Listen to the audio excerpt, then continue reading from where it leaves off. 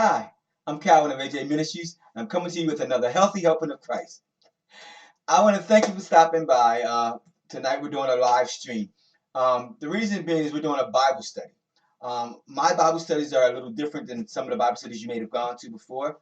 And the reason why I'm doing it live is because I want to work with a few people that I work with that aren't in the same town that I'm in. So I want to be able to work with them and have them interact with me also. And I'm thank you for joining me. If you haven't been to the channel before and it's on a mistake, it's not a mistake. God meant you to be here. And if you like what you see, please subscribe, leave a comment. But tonight we're going to be talking about nature and nurture. Nature and nurture. Some people call it cause and effect. Some people call it all kinds of things, but it's actually nurture and nature. Now, what I want to do tonight is I want to show you a video on this for this Bible study. I want to show you a video. Then after we watch this short video, it's only like a minute or so long. But after we watch the video, we're going to come right back. And we're going to talk about it, okay? Now, this is, before we go to it, I want to explain a little bit about nurture and nature. Nature. Physically, they tell us nature is a biological aspect. That means your eye color, your height, your weight, those things come from nature. They come from biology. It comes from your parents, your mom, your dad, your father, whoever. Nurture, it's the effect that one has on one person that is from the surrounding area of the situations that they live in. So what I mean by that is this. Nature. I was born black. I'm black. Surprise, right? That's nature. That's just my pigment I might be a darker black or lighter black, but my parents were black, so I came out black. That's nature. Nature says that if I have black parents, 9 times out of 10, I'm a black child. I'm not gonna be white. Now we do have light-skinned children and so on and so forth, but that goes a little deeper. Nurture says that your surroundings play a big part on who you become, more so than your biological aspects. Having that in mind, we're going to watch this video real quick, and I'm going to come back, and we're going to talk about it, okay?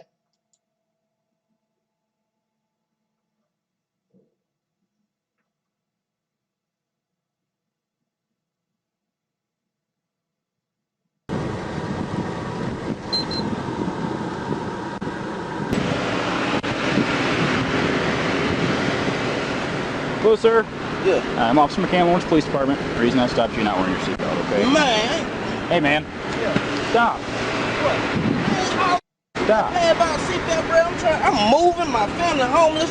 I'm trying to go to work at 6. You gonna stop me for a seatbelt? Yes, sir. Do the things that you need to do. You but the longer that ran around and popped on me. yes, man, sir. Because you have your seatbelt on. Nah, all them white folks you passed by didn't have their seatbelts yes, they on. did, sir. Get the my face, man. I'm telling you, bye. I'm already hot. I'm pissed off. Been a long bad day. I don't want to make the situation any worse than it has to be. You doing that right now? No, sir, you are. Yes, you are. You let all these mom.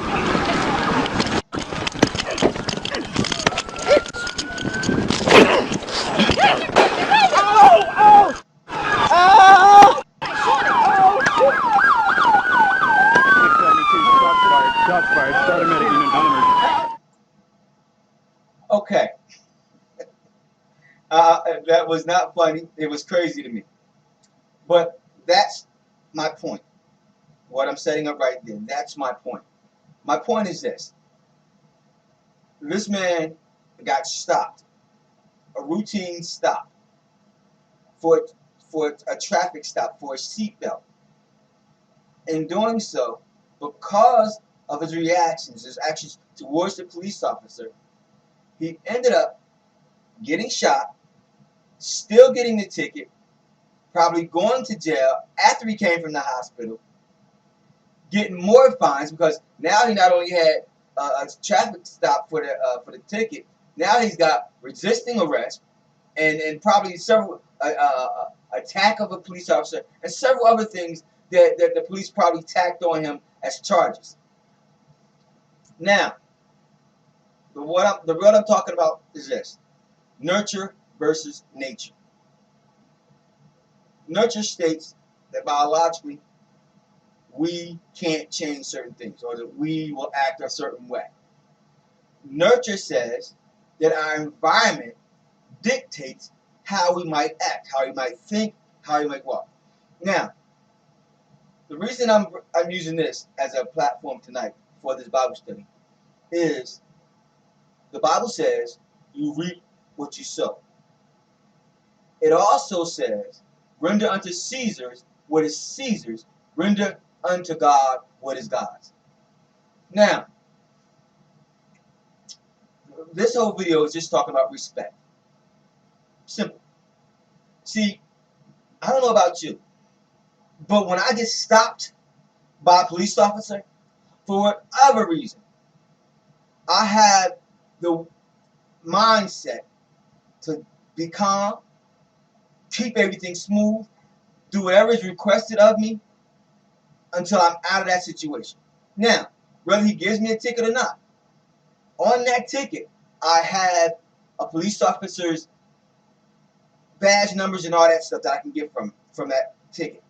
They can tell me, I go to the police station, they can tell me who was the police officer who wrote it, what book it came from, what night it was, everything. They can tell me from that right there. And if I have a problem with it, I then can take time out and say, okay, I'm fighting this. I think it was wrong. I shouldn't have got this ticket. That's the one thing. Now, my question to you is this. Nurture versus nature. Now, when I was a child, I acted as a child. I spoke as a child. When I became a man, I put away childish things. So now I'm asking you, when you looked at that video, and this is from hindsight, if you looked at that video, what would you think? Was the police officer wrong, or was the pedestrian wrong? See, because my problem is not who was right or wrong. My problem was the fact that it shouldn't have had to go that way. Nobody should have been shot. Nobody should have been arrested. The video is actually about 7 minutes long. And it talks about the fact, earlier on the video, you can hear the police officer says, this can take about 4 minutes. I can be done about 4 minutes. Because all he was going to do is give him a ticket after he showed him his license and stuff. He's just going to write him a ticket. No big deal. But because this man was in a rush, thought he was being wrong, and the argument he had, if you'd heard the whole 7 minutes, you're like, this guy's arguing because he said the police officer saw other people ride by with their seatbelt off, but he called him. That's neither here nor there for me. I am not the guy to debate that type of stuff. My question is this. If this man has children, what is he teaching his children? See, we in the ghetto, we of the darker persuasion that were born in the hood, quote unquote, always find out, when I was growing up, we had this thing against police officers. We had this thing that you don't talk to the cops is against you, they're wrong, you're right, they can't help you, all this. And I never knew why. I never knew why we couldn't call the cops unless somebody was getting killed. You don't call, and why don't you, if you see somebody doing something, why don't you tell on that person? You snitching. I found out later on, the reason we don't tell on each other is because we doing wrong stuff. You driving cars without a license, or insurance, or any paperwork. You ain't even driving your car. We selling drugs. We doing all kinds of stuff outside of the law. So we don't snitch. And we know people that's doing the same thing. So we don't snitch. Don't tell on nobody. Why? Because he gonna come back. He might come back and get you. He ain't no good. You know he ain't. What if he ain't no good? And we always griping about doing things in our neighborhood, cleaning our areas up, holding our own. Why would we let this keep going on? If we can't tell the police to do it, then why can't we say, yo, bro, you need to get out my neighborhood doing that or stop it altogether? People talk about making changes and all these other things. The Black Panthers came around because they felt that blacks were being mistreated. They branded guns and became unified. And they pushed those things out of their neighborhood. They said, okay, you can do that over there, but don't come over here doing that. They literally became a militia and started to doing things in their neighborhood for their neighborhood. A lot of people don't understand or don't realize that Crips and Bloods in California, they were originally created to help the neighborhood. They were created to protect the people in their neighborhoods. So they banded together, became a militia, and said, hey, we're going to take care of ours over here. So you ain't got no reason to come over here and do nothing. The Watch riots, they were about people becoming equal, people becoming free of a lot of the things that they felt were wrong in their lives. Black people standing up. Now today, we sit back and we teach our children stuff like this. See, what you got to understand is when I tell my child to respect the police officer, and he sees me respect the police officer, later on down the line, he's going to tell his children that. But when I tell my children that the police ain't no good, they're not worth anything, don't trust them, that's how they grow up. And they teach their children, and they teach their children, and so on and so on and so on. But if you don't respect the police officer, then who you respect? Because most of those same children don't respect their parents. Have you realized in today's society that when you look around, you see children talking to their parents any old kind of way? Just saying anything out their mouth they want to. Nature and nurture. Nature says, biologically, this person's mind is predisposed to be either smart or whatever.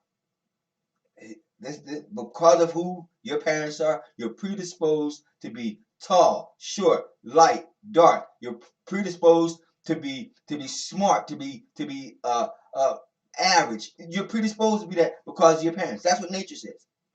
Nurture says that no matter what you are or what traits you've been given through birth or biological genes, that with the right nurturing, you can be changed. The Bible says we're changed by the renewing of our minds. By the renewing of our minds. If we change our thought process, we can change our lives. If we change our thought process, we can move out of the ghetto and move on up. If we change our thought process, we can get along a lot smoother with one another. Change. I use this only to show how we're already doing, what we're already doing, how we're causing such confusion. I use this real life situation only to advance the biblical understanding of what you should be looking at. The Bible tells us to respect our mothers and fathers, and we'll have a long life, full of joy. Now, the thing about that is this: the respect that you learn in your house or that you teach your children will go a long way. Tonight, I just want to say to you, learn to nurture.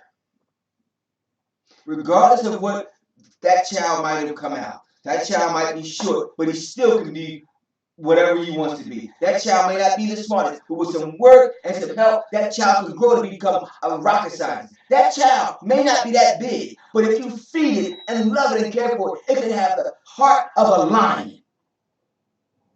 We put too much emphasis on unnecessary things instead of taking time to nurture positive aspects in our children, to nurture self-respect in our children, to nurture education in our children. When I was growing up, my parents used to say, "Do your homework, go out and play."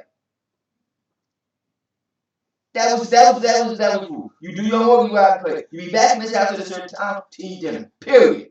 No questions asked. No negotiations.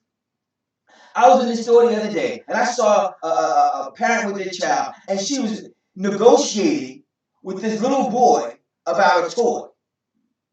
Understand something. This is a child. You're going to be teaching this child how to be respectable, how to be grow into an adult that can deal with other people. Do you think someone's going to be out there negotiating with him on his attitude issues? You think somebody's going to be out there negotiating with him about giving him a job, negotiating with them if his credit score isn't higher? These people, this is the world. You're giving these people, you're doing your child a disservice by not teaching him to follow rules. This was a grown man out there acting like he ain't got no sense. Now, he got pay fines. He got a hole in his back. He didn't get to finish the stuff he was running around trying to do anyway because he ended up getting locked up. So what did he accomplish? What did he accomplish by fighting back? And then I'm more than sure that the police officer probably tried to press charges on him because he did it. I mean, at the end of the video, they have another video that shows the police officer. He did a little number on that police officer. Why did he get shot? Because she was scared. The other police officer, she was scared. She didn't know what to do. She pulled the gun out and didn't even realize she had hands on the trigger and his gun went off. She didn't realize she was shooting until after she told her partner, I shot him. She didn't realize it. Understand something. Things happen so fast. You have to be the one in control. You have to be the person with the stronger mind. You have to be the person thinking logically about what you're doing. I'm Calvin. I want to thank you for coming by. I want to thank you for listening to what I had to say. But most of all, I want you to understand that the Bible can give you the guidance you need to get back on track. Let God love you enough to keep you safe, because I do. I want to ask you, if you get a chance, leave me a note. Subscribe. Come back next time, because we're going to be having some fun. Right here on AJ Ministries. Be blessed.